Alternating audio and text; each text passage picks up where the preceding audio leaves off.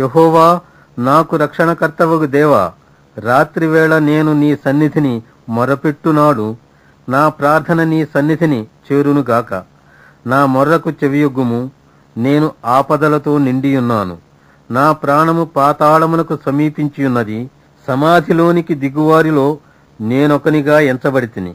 నేను త్రాణలేని వానివలే అయితిని. చచ్చిన వారిలో విడువబడిన వాడనైతిని.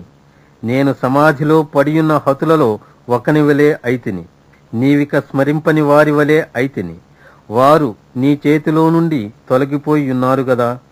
అగాధమైన గుంటలోనూ చీకటిగల చోట్లలోనూ అగాధ జలములలోనూ నీవు నన్ను పరుండబెట్టియున్నావు. నీ ఉగ్రత నా మీద బరువుగా ఉన్నది. నీ తరంగములన్నీయూ నన్ను ముంచుతున్నవి. సెలా. నా నెలవరులను నాకు దూరముగా నీవు ఉంచియున్నావు. నీవు వారి దృష్టికి నన్ను హేయునిగా చేసియున్నావు.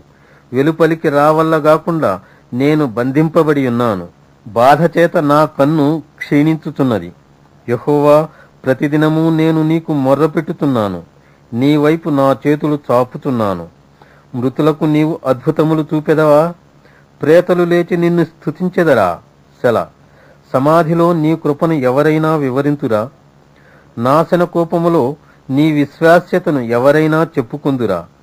అంధకారములో నీ అద్భుతములు తెలియనగునా? పాతాళములో నీ నీతి తెలియనగునా? యెహోవా, నేను నీతోనే మనవి చేయుతున్నాను. ఉదయమున నా ప్రార్థన నిన్ను ఎదుర్కొనును.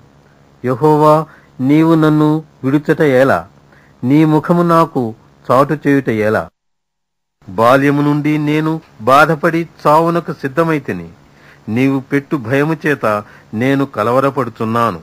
నీ కోపాగ్ని నా మీదికి పొర్లియున్నది. నీ మహాభయములు నన్ను సంహరించియున్నవి. నీళ్లు ఆవరించున్నట్లు అవి దినమంతా నన్ను ఆవరించుతున్నవి. అవి నన్ను చుట్టూరా చుట్టుకొనియున్నవి. నా ప్రియులను స్నేహితులను నీవు నాకు దూరముగా ఉంచియున్నావు. చీకటియే నాకు బంధువర్గమాయెను.